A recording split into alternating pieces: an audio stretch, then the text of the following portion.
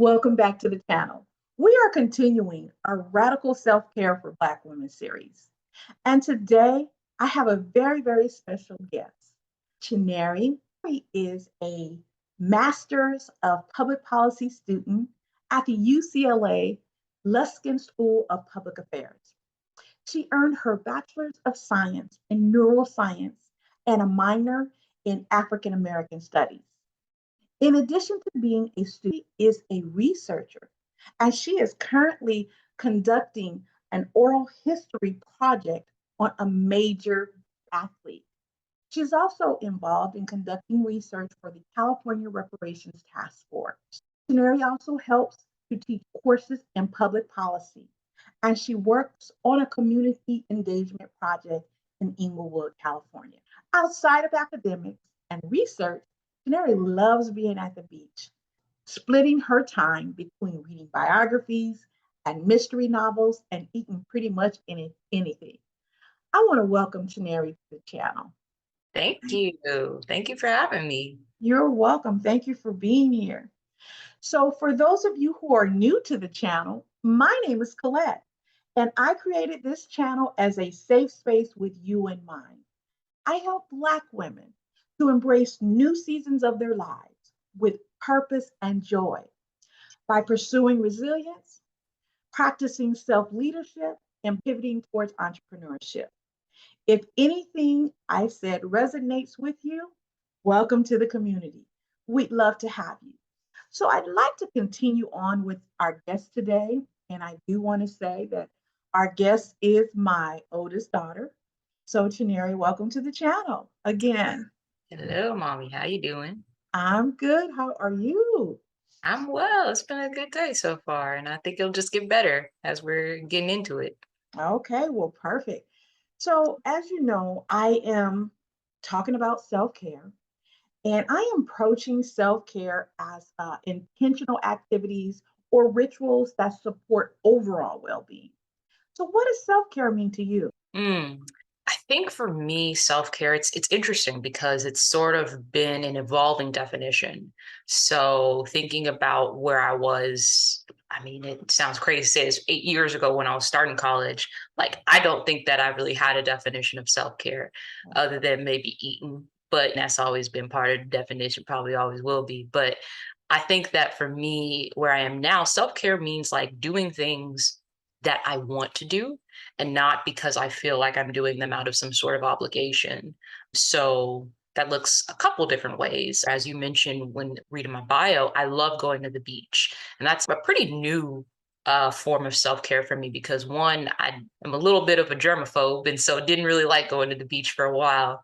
But I think over the last year or so, it's really become sort of a safe haven. And so it's not so much the beach itself, but I think it's just the idea of whenever I go there, I'm getting away from whatever it is I'm doing. So with all the projects that I'm working on, with the school that I'm doing, so much of my day is structured.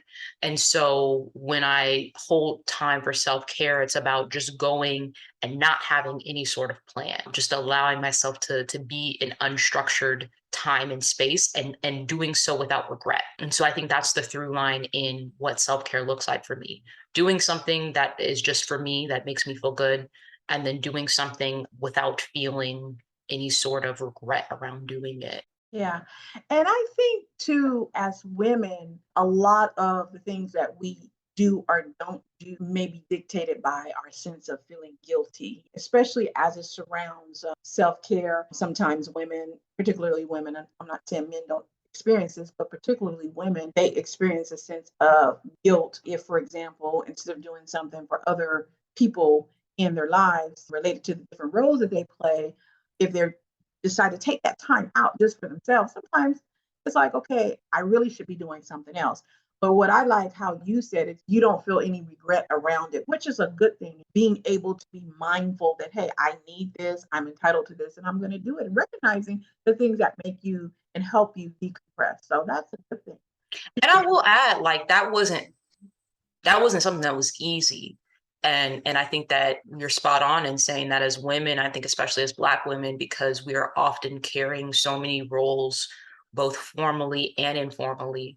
it's very easy to feel like, okay, this is time wasted, or this is time that I should be doing something else. And so part of what I'm going to talk about with self-care is even mental self-care. I think both as a neuroscience student or former student and someone who just cares about mental health in general, like I'm very open about saying part of my self-care is mental health services therapy. So one of the things that my therapist and I have talked a lot about is like the point that you were talking about, where it's like thinking, okay, well, I have time for self-care. So then that means that I can go and I can mentor this person, or I can go and do this thing, and like readily wanting to pivot that into giving that time away to people again. And we've been really intentional about like, not that self-care can involve others, but it shouldn't come out of an obligation to feel like, okay, the thing that I do when I don't have anything to do is pour it back into someone else. Understanding that pouring into myself is what's pivotal and really important about whatever I choose to do with that time.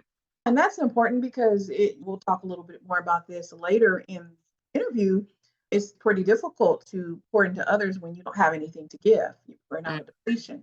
So, right, yeah, right. series, I highlight 5 main care areas, including physical care, emotional care, mental, sometimes called intellectual self care, spiritual self care, and social self care, sometimes referred to as relational self care. We mentioned that in addition to being a graduate student at one of the top schools in the nation, that you are working on several complex extracurricular projects. How do you balance these competing priorities? In other words, how do you minimize burnout and stress management for yourself? I was thinking a lot about this one because I feel like, again, like the thing I'll emphasize in all these answers is it's a process. It's not like I feel like I am there where I figured out how to Yeah. manage stress or how to prevent burnout. But what I will say is one of the things that I have begun implementing more is when I'm focusing on something, I'm focusing on that thing. And what I mean by that is like, if I'm taking time and I'm doing like the research that I do in Inglewood, I'm not then also taking emails about the reparations research. Like I might be getting them, but I try to be really intentional about blocking my time to focus on this thing. And again, I'm not always successful in doing that, but I find it's really important. One, because as I'm maintaining different relationships with people, I want them to understand that I value this and I prioritize this. That doesn't mean that at every point in the day that's going to be my priority, but when I'm here, I'm present. And I think it's important for me because we tend to think that we're really good at multitasking, but the reality is most of us aren't. And it just takes away and it ends up making me feel drained. And so I've kind of learned this through trial and error where I'll be at one place and I'm working on something for another. And I'm like, oh, well, maybe it's just a quick email or it's a quick text. But it's like the more that I find myself splitting what my mind is focusing on, I find myself feeling more depleted. So focusing, like I said, being present on whatever it is I'm focusing on at that time, and then switching to another thing and then switching to another thing is one of the ways I do it. I think also trying to understand what really fills me and why I'm doing something. And the reason I mention that is because I've been very blessed in that I get a lot of different opportunities that come my way. And I mean, you know this. I try to be the person that a lot of times will take on everything. It's like, oh, I can do that, and I can do that too, and I can do that thing. But I've realized more and more that it's draining sometimes. Even if I'm really enjoying all of the different things, if I'm splitting myself too much, then I don't really get to give much of myself to any of them. And so I think being more intentional about why am I deciding to add something to my plate and what am I going to get out of it? Because I think that's the other thing. And that circles back to what we were talking about being women who oftentimes are thinking outwardly, where I'm always like, okay, well, I know this person is going to get something out of that. And I know this is going to help this group in this way. But one of the things, a project I was working on a couple months ago, based in Richmond, Virginia, the person who led that, she was really intentional about saying, I want you to think about, even when you're working with our organization, what are you going to get out of it? So I've tried to use that more and more and be like, okay, is this something that I feel like is going to add value to me and value that is distinct from what I'm already doing? What else I do to balance them? I think trying to hold space for stepping away from all of them and kind of like doing a survey to figure out, okay, where am I? How do I feel like I'm meeting the different goals I have in each of these areas. Having a really good calendar is so understated, but so important to just be organized. And I feel like actually over the last week or so, I feel like I've been a little bit less organized lately. And so I'm trying to get back into that. But I think, yeah, being really organized is important to be able to balance multiple things. Yeah, I think those are the main things that I use to balance projects. I think people have the wrong idea about multitasking. So I'm glad you brought up taking the time to just focus on one thing at a time. The studies are showing and multitasking is one of the most ineffective things that you can do because you are not 100% focused what you are doing. Something as simple as I'll give an example as driving and talking on the phone. Even if you have it as hands free, you're still splitting your attention between concentrating on the road and talking on the phone. It's a myth. Having been in management for almost 3 decades, I would find myself multitasking. But if you're not focused, you are missing things. And when you miss things, that's adding stress to your plate, which is messing with your stress management levels, Mhm. right? Whereas, like you said, if you just take the time, carve out the time, and just focus on the one thing or the two things, mostly the one thing, get that done and then move on. But saying all that to say, some of the studies show that self care actually helps to help you focus more. It's when we're focused, I feel that we're able to move forward on different things. I wanted to talk to you a little bit about, and I know it's not in the questions I sent you, but you dealt with people pleasing. Mm. So people pleasing to me, being able to manage that and release yourself from that mindset, to me, that's a form of self-care. Yeah. Can you speak to that a little bit? People pleasing and how it was related to your self-care? Yeah, for sure, for sure. So I think I'm happy that you brought that up because that's definitely been one of the biggest things that I think has been a source of stress for me because I tend to want to be the person that makes everyone happy and wants to be as accommodating as possible. But the reality is you can't always do that and not always in your benefit to do that. And so for me, kind of countering people pleasing looked as simple as like I mentioned right before we started recording, I had an opportunity that was presented to me just this week in a project that sounds really, really cool, but it just is not fitting in with the time that I have right now and my priorities right now. And so I had to just be really honest and be like, you know what? I can't do this right now. And it's not because it's not a great opportunity. And it's not because I don't think there's value here, but it just doesn't align with what I'm doing right now. But I really appreciate being considered for it. And there's other ways that I can support in recommending other people or giving ideas, let me know. And I had to do something similar. I mentioned that. So I'm a teaching assistant, so that's basically working with a professor to help with the instruction for a course. And right now I'm doing it for a statistics class. Later in the year, I'm going to do it for a political science course. But there was another class that I was offered a position for, the second part of the statistics class that I'm teaching right now. And I had to turn that down because I realized that there was a part of me that was like, well, this would be great for the students. Again, getting back Right. into the mind frame about how to help them because it means that I would be working for the same group of students during the fall, during the winter, during the spring. For those who don't know, UCLA, we're on a quarter system. So I'd have that continuity. I'm like, that'd be great for them to have that continuity, see the same person all year.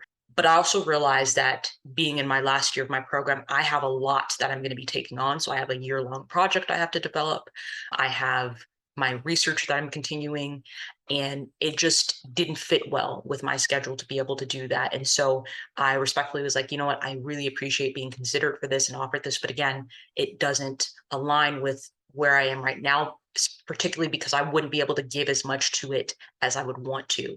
And I think that's key in some of the framing because Yes. it's like we want to be able to be our best selves in whatever it is we do. And that doesn't necessarily mean 100%, but being able to be the version of ourselves that we can be proud of in whatever we're doing. And I just knew in these two different opportunities that I was not going to be able to give that.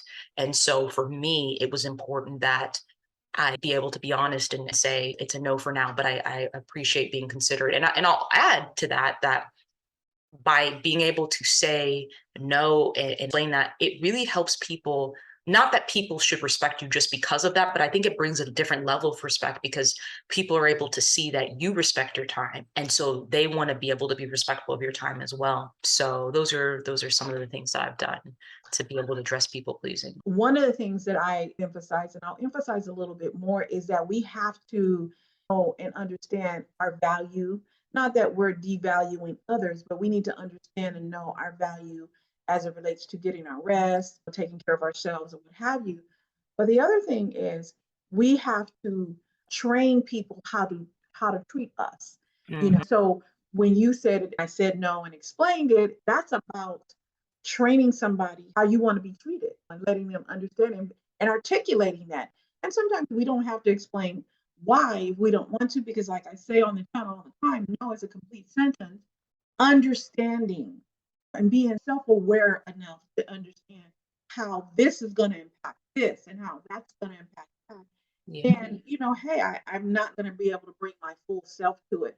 But if people don't have that self-awareness, then sometimes they will take on these extra assignments or these extra opportunities. As you know, as your mom, you know me, I'm retired. So I get opportunities asked all the time. Some people assume that am available to do A, B, C, and D, and because I'm retired. And I find myself having to say, no, I'm not.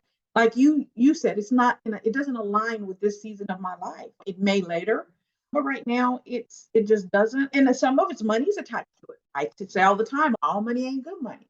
So I think that if I want people to get anything out of this particular segment of this interview is one, understanding your value, not being afraid to express your value, and two, understanding the necessity of being able to articulate to others and showing others and training others how you want to be treated. I think that's definitely how I would summarize it. And I would add the note of like I've focused on a lot of examples relating to like school and work and such, but that applies in the family domain as well, in the social domain. And I wanted to add that because I think that sometimes that is the most challenging, which Yeah.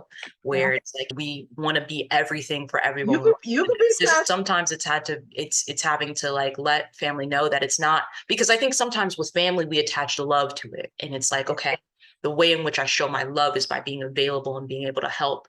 And it's like, of course, that's one way, but also you being able to show your love is you being able to be on your grind and doing what it is that is important to you, and recognizing that that might mean that at times you can't be as available as you were at one point, but that's not a diminish of how much you care.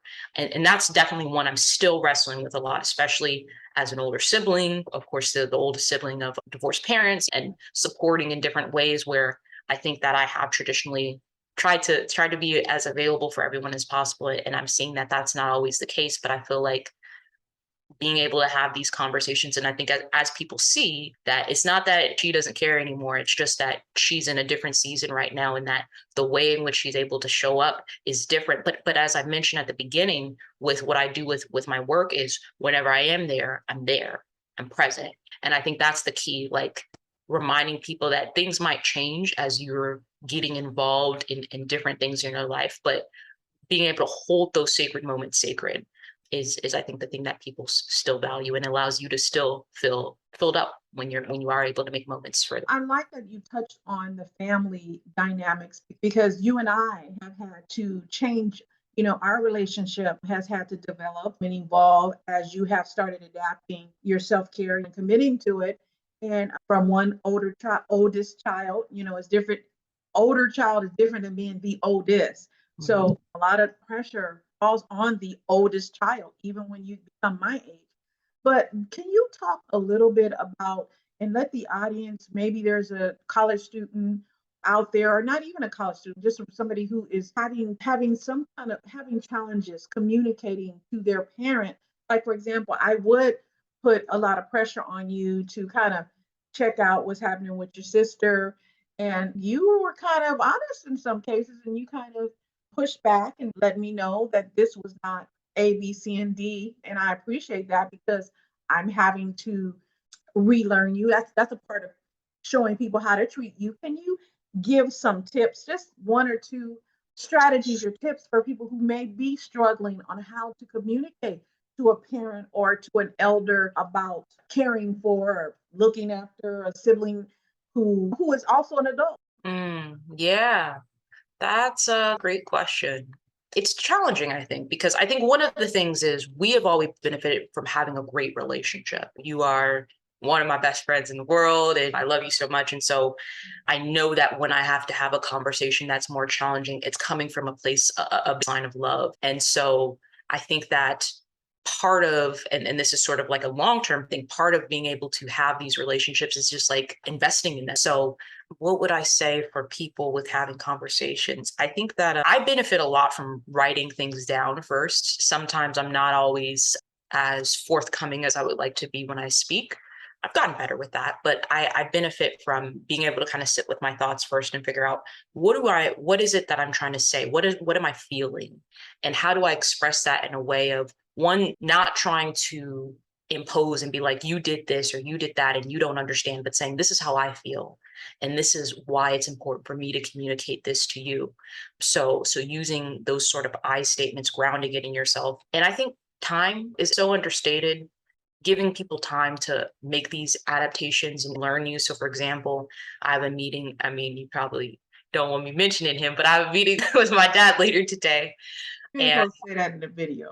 well, I mean, you said use examples. So I have a meeting with him later today, and I think we've had so much growth in our relationship because he very much also has kind of had expectations about what he would like me to do and things like that. And I want to caveat all of this in saying that you all have always had the best expectations for me. So it's never that someone is asking me to do something that is somehow distant or detached from what I would want to do for myself, but I've had to learn how to kind of pave my own path. And so he and I are going to have a meeting today to talk about some things, but just the fact that we were able to like set a time and be like, okay, it's not just we're just gonna call whatever, but like, can I get you on my schedule so that I can just again make sure that I'm focused and I'm there for you and attentive because otherwise I might be thinking about something else or doing something else. So yeah, so I guess to kind of recap those things. Time, writing things down, coming from a place of love. That's really what I would say is helpful. And understanding that some people might not get it. And that's okay. It's easier said than done, but some people might not get it, but that isn't an indicator that you shouldn't pursue it anyway, in kind of being able to say what's important to you and what you need.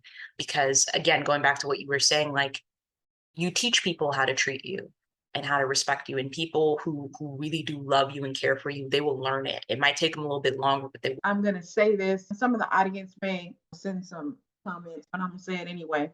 But I know even with you having that agreeing to a schedule, that's big because the audience may not know it, but my daughter's father is African, and they have a more formalized relational structure than we do here in America. And even in America, old school parents, you did what they told. When I grew up, I was a little bit more lax, I think. Maybe not, I don't know. But okay, so she's quiet, so maybe not. But so even being able to do that and share, hey, daddy, can we get a schedule? That had to be something we had to work up to. I don't think you would have done that, let's say even a year ago. You would have felt pressured or I have to do this. So I think that's good. And I think it's good for people to do it. And that's why I bring up the fact that he's African, because people do feel that their self-care gets put to the side. And some people are taught to feel, not in just African communities, but in African American communities in general, that may be something selfish, you know, yeah. that self-care, oh, you're just being selfish, Right. when it's not about being selfish, it's about preservation. And I even saw a video where it said self-care is not about preservation, you need to be beyond preservation. Sometimes preservation is where you are, Hmm. because we all have these multiple roles. You are, as you mentioned, you are an oldest child of your mom, and you're the oldest child of your father. And so having to navigate all these roles, in addition to going to school, in addition to being a cousin who is looked up to some little cousins who see you as their big sister, and then mentoring other cousins in the family, and all the various very important roles. They're very, very heavy roles. And so I'm very proud of you. I'm going to say I am really proud of you articulating the things that you have to say. That and I know you and I know how you are. So I admire your courage is what I'm getting. So I just wanted to say that. And I probably should say that on video, but I'm gonna say it. This is a keeping it real channel, transparent. We have a mom, she's my child, like everybody else. We have situations going on, situations and circumstances. So y'all get to look into our business a little bit. Now, my mom might call me and say something about putting business out in the street. Now, expect that call. I'll be getting that as soon as this drops and she sees it, but it's all good. I'll talk to Mimi. All right. Well, did you have anything else before we move on? No, no, I think that's it. So during the series, I emphasize how, we can't be helpful to others or perform optimally if we are depleted. I always use the example of not being able to pour water from an empty cistern. I give the illustration about a pitcher with holes in it, and the holes representing all the responsibilities that we have in life and the different roles that we play in life, and how you can pour the water in, but through these different holes, the water is going through the holes. And if that water is gone, we have no more water to pour anywhere. So one of the things that the reason why I bring it up is because you do hear people saying self-care is a selfish concept or what have you. But when you think about it in terms of, hey, I gotta replace the water in order to even help you. I don't have any water to give you if I'm not continuously replacing it. And I do emphasize that self care is not a one and done thing, it's continuous because that water is going to continuously flow out of those holes because we have those responsibilities, we have those connections, we have those roles that we're playing in various areas of our lives. So, having said that, how important is it for college students to practice self care? And I ask the question because people sometimes think, oh, they're a college student, they're just going to school. They don't realize, I don't think, some people, all of the different things, that are tied into being a college student. And especially college students, and it could be you would be majoring in anything. You major in music, theater, like you did, neuroscience, public policy. There are pressures that go along with in the academic. So can you just kind of talk about how important it is for college students to practice self-care, some form of self-care? Yeah, I mean, it's crucial. It's necessary. And again, this is something I've learned out of a lesson of not doing it. Again, I'll be very transparent. I've had a number of challenges where I was not practicing it because I think when you are going to school, there is this mindset where you're like, okay, well, I'm only here to go to school. So I really should only have to focus on these things, but you're never really doing that. You're thinking about your family, you're thinking about your future, you're thinking about the world. I was going to school when we had some major elections happen. And so we saw how that affected the campus and all these different things, right? But it becomes very important because otherwise you start to think that life becomes segmented and life isn't like that.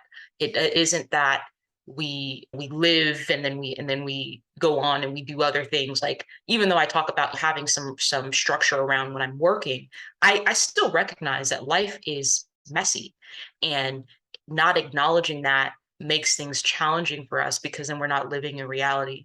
And so I think that the challenge that many of us college students face in particular is being in school, whether you're in college, whether you're in high school, whatever it may be, you're trained to think about targets and endpoints, where it's like, okay, you get this assignment and you finish this class, you get to the end of this term, and then you're done. Self-care is sort of a paradigm shift because it's not like it's a destination you're trying to reach. It's a journey that you're trying to sustain. And so it's important because it's like, if we are getting into that habit now of being like, okay, well, I'm just trying to hit this target, I'm trying to hit this thing, then it can make it hard to figure out how self-care fits in with all of that, and to figure out how do you develop a life that is in balance. And so for me, like I said, self-care was very stop and start in college. I would say probably in my first year, probably didn't have much self-care other than food. There's always food. In high school, I'd been an athlete. I had been involved in all these clubs and things like that. And when I got to college, I really focused on school, at least my first year. And I kind of maintained that focus throughout, and I started adding things in bit by bit. But it was really me hitting a rock bottom that forced me to focus on my self-care, because I had been injured. And then I started seeing a therapist as a result of that. It forced me to be like, okay, what are you doing for you? What is the thing that you do when you're not trying to get an assignment done, when you're not trying to fulfill this thing or that thing? And I was like, I don't do anything. I don't have anything. Because, and it made me even tie that to my sense of self, because I was like, who am I beyond the stuff that I do and the stuff that I produce? And I'm still trying to answer that question in many ways. But I think that is one of the reasons that for college students in particular, but for people broadly, it's important to prioritize self-care, because we don't want to simply be defined by the things that we're producing in the world and by the things that we are doing in order to fulfill some sort of obligation. And so for me, thereafter, it was about saying, okay, well, what is the personality that I want? What is, when I think about joy, what do I want that to look like? And that's how I started kind of filling in some of these other things. And it's hard. And again, I want to emphasize this again and again, that it's not a one-time thing. I'm not at self-care, because you can't get to self-care, and I'm not even at the level, I would say, of self-care that I want to be at. But it was me recognizing that I had to start somewhere. And so it started with, I feel like what I would do, there was a restaurant on campus, now I think it's closed. It's the one that you always used to like to go to. Restaurant is closed I think I haven't seen it with the open. margarita pizza.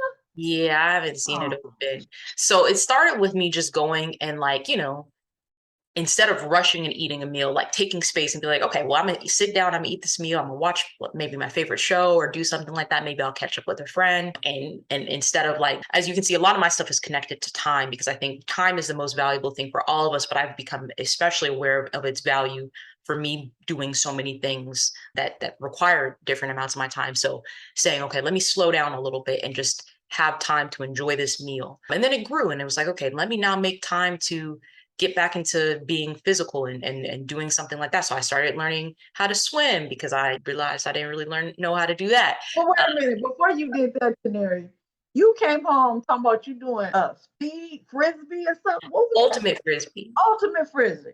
That was my last year, yes. And then I did that. And I was playing some ultimate frisbee, and that was fun. Yeah.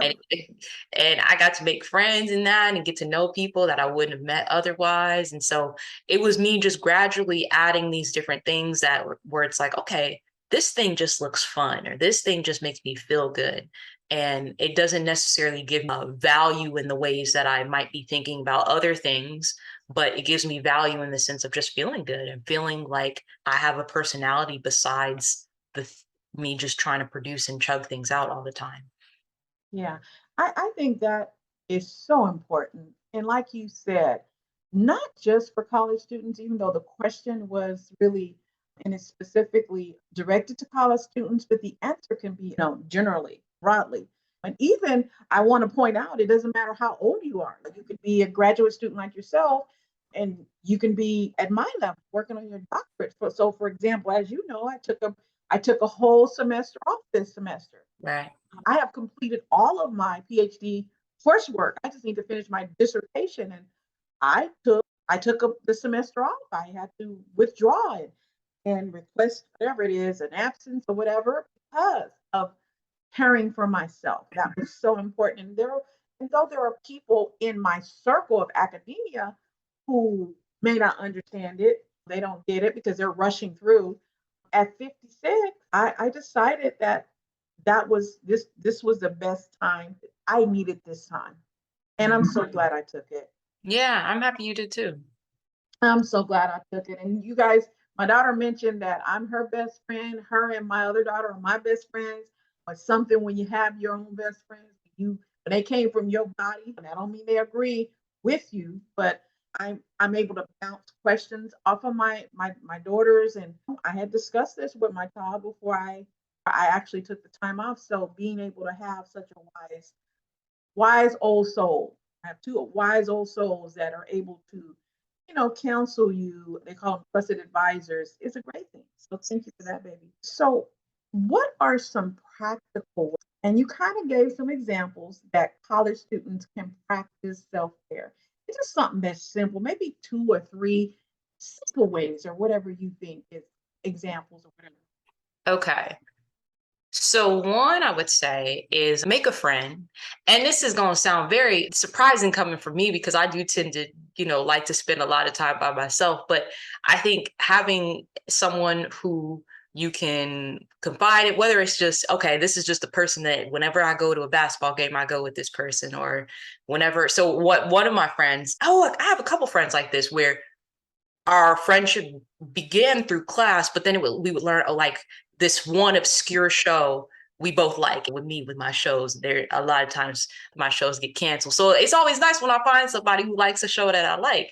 And so I had two different friends where it was like we each had our show, and it's like, okay, whenever this comes out, we're gonna watch it together. And so I think having things that you can share with someone else is really, really valuable because it can help you remain grounded and remember that, like, yes, in the midst of deadlines and all this different stuff, not to say those things don't matter, but you remember that the world is bigger than that. I think also, which I spoke about earlier, but I want to bring back, many schools are recognizing the importance of mental health services. And I think that I really want to emphasize this, especially because within the Black community, I think we, for good reason, have had a lot of wrestling with this and understanding the value of it. And I think that's even something that I wrestled with. Does this mean that something is wrong with me? Does this mean that I'm weak? Does it mean whatever it may be? And the thing that I've come to realize is being able to ask for help, even when you feel like you don't need it, is such a sign of strength. And it doesn't have to be that anyone else agrees with you. It doesn't have to be that it makes sense to anyone else. But I encourage college students, Black women especially, seek those out and seek them out early. And when I say seek them out early, know where they are before you need them. Because a lot of times what will happen is we then get to a point where we need somebody, we need something, and we don't know where to get it. And that's a very sad situation to be in. And so I really implore people, seek them out early, figure out, do they have, a lot of times, like I know at UCLA, we have classes you can take. You can meet with a therapist, but then we also have classes where it could be, some of it is just like I sometimes deal with procrastination. So I took a class on procrastination, but I didn't finish it because procrastination. So, but but I took it, so that was good. And then I just learned about some new services literally this week. They have like journaling classes. I've been wanting to do journaling, but a lot of times I don't like find time to schedule it in myself. But I was like, but if I have a class that I sign up for, I'll do it. And then they can like give me a prompt and stuff like that. So I'm gonna try to do their journaling class and different things that can You help took you. that karate class too that time, remember online? Oh yeah, I did. I boxing. Right. I like boxing. I've taken a couple. I was just thinking about boxing earlier today. I was like, I need to get back into that. So I do like physical stuff because I realized that I'm a person who really feeds off of endorphins, and so being able to work out, I love. So I'll go swimming. And that Uh, dancing class. I took a hip hop class. I took a guitar class for a little bit. I feel like I've taken some others. So in addition to the mental health services, a lot of schools a lot of times have like some sort of rec program. And so that's where I took all those other classes, the boxing and all those different stuff that I mentioned, getting involved in that. And the nice thing about that stuff is oftentimes you're paying for it anyway because they put it in your student fees and stuff. So you might as well take advantage of it. And then I'd say challenge yourself to do something new. And that kind of connects with things I was talking about, but something new, whether it's taking a class that is outside of your discipline. I took a theater class and it was so, so fun. I thought I could be somebody in theater after that. I don't think I'm gonna do that. I'll leave that to my sister, but I enjoyed that. I think I took a class about Duke Ellington. That was really cool. I didn't know what was happening most of the time, but it was very fun. And then You taught a class. I taught a class. That's true. That's true. I Created the class, you taught a created class. a class. Yeah, I created a class about Black television shows that centered around Black families.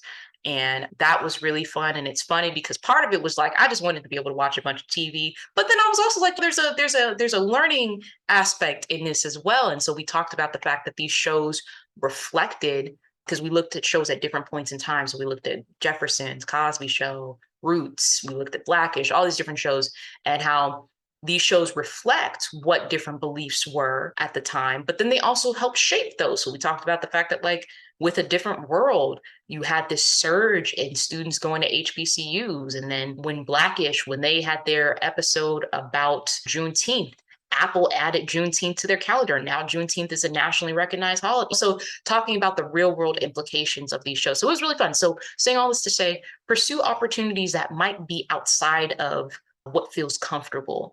Because the thing I love about college is it's an opportunity to try things that are new. And you can do that in so many forms. And I want to emphasize that college is not the only place that you can do that, but I do think it is a good place to be able to kind of like try things, and some things aren't going to work. Like I said, I realize I'm probably not going to be an actor, but trying things and just being able to stretch yourself in different ways, because then you get to have those experiences and learn about different aspects of yourself that you might not otherwise. Yeah. I know Chinyere, I was gonna call you guys. I call my kids the wrong name all the time, so and I'm not gonna edit this out. But Chinyere, talk a little bit. I know this wasn't a part of the questions that I sent you, and I know this video is gonna go a little longer, and I'm fine with that.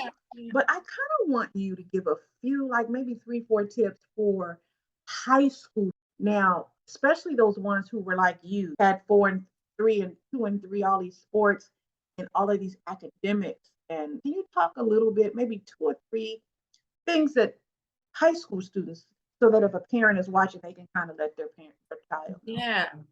Yeah. I think You had the highest GPA, I you did know, she graduate. had my daughter had the highest GPA you can get in California. So she's always been one of these high strung, high achieving students and playing sports. So I kind of want her to give a few tips to high school students, even if they're not, type A personalities, because Yeah. high school could be hard. Well, one of the things I think is remembering to breathe, because I think in my head when I was in high school, I was like, well, I got to get an A on everything and I got to be the top at everything. And that's the only thing that matters. And not that you shouldn't have goals, you absolutely should. But remembering to breathe, that, like I said, just like I was saying with college students, like the world is bigger than those things. And I think especially for Black students, it's important. I was talking about this earlier in the week. I've taken a couple classes where they've talked a lot about social justice and self-care being a part of social justice. And I think so many of our young Black people are involved in different forms of social justice, whatever that may look like. And so I think the way I'm tying that in is, as you are doing different things, remembering that like it's not all about you just being perfect. I'd say broaden, be open to not knowing. So saying like you may want to do one thing, and let me back that up.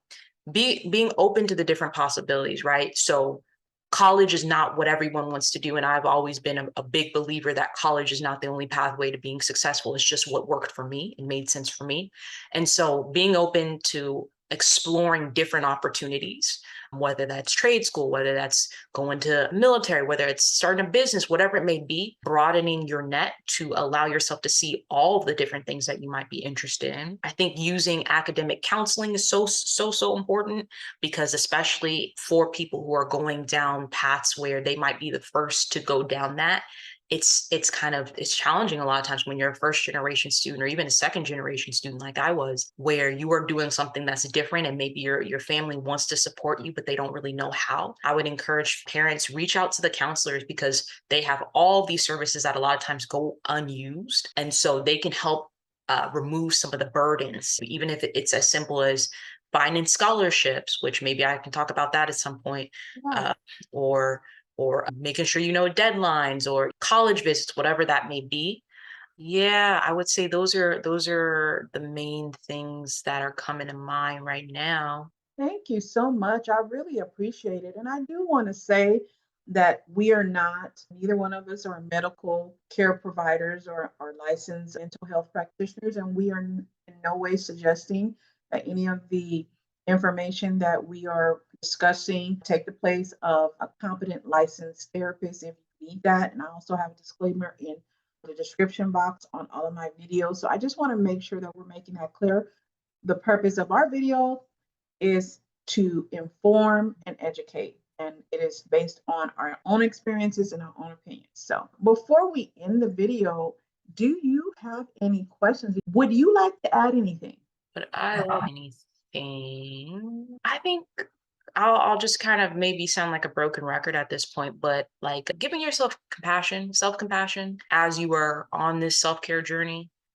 It's not a one stop thing. It's a lifestyle. and recognizing that with it being a lifestyle, there will be times when you're moving forward and there will be times where you're like, oh, now I'm in a different path and maybe I need to pivot, or maybe I'm not doing as much as I used to. But that's okay. I think it's just the willingness to want to prioritize your self-care, want to prioritize your well-being is what matters. Being comfortable and seeking support, I think, and doing and Yeah. watching this, you're already sort of becoming part of a community, which I think is beautiful and can be helpful along this. And knowing that there are other people that are also thinking about their self-care, and there are other people that can kind of hold you up in encouragement, to encourage you in focusing on that self-care and continuing to prioritize yourself. Yeah, I think that's pretty much everything that comes to mind. Well, I just want to say thank you so much for putting me in your schedule because I know you're so busy and she really is busy. And I want to thank you for helping the audience understand or learn something about self care as it relates to college students so that if you're a parent like me, you can support your college student, or even if you are a student like you can support yourself. And we also talked a little bit about the family dynamics of self care, articulating it, practicing it, integrating it into our daily lives. And like you said, it's not a destination; it's like a verb, right? You Mhm. know, to self care. So it's a continuous thing. So thank you so much for appearing on the channel. I will have her back on the channel in the future if we can fit her in. Did you have any way that you wanted people to contact them, or do you want to provide? Yeah, I mean, what we can do, I'll say this. I just want to say I'm so proud of you, and I'm very Oh, grateful that I could be on this channel. I mean, what you're doing with this, I think, is so important. oh, It's thank you. inspiring, and I think that it is a real value to so many people. And so I'm just very happy to see how this is evolving and how you continue to put joy out in the world, and give the people something that they need. You. As for contacting, I mean, yeah, people can feel free to email you. If you enjoy this video, consider giving it a thumbs up. If you want more content like this, consider subscribing to the channel. Make sure to hit that notification bell so that you're notified whenever I upload new videos. I try to upload new videos at least once or twice per week. Put your comments in the comment box. I look at all the comments, at least now I do, and I try to respond to them. I do want to say something briefly about comments. If you get a reply from me, I will never ever ask you to contact me by WhatsApp. If you get a reply with my picture saying contact me by WhatsApp, it is a scam. Also, follow me on Instagram. It is the Colette, one L, Colette, Elizabeth. And I will have that link below, and it is also on the homepage, the icon, you click on it. So thank you for watching. Until next time, let's talk.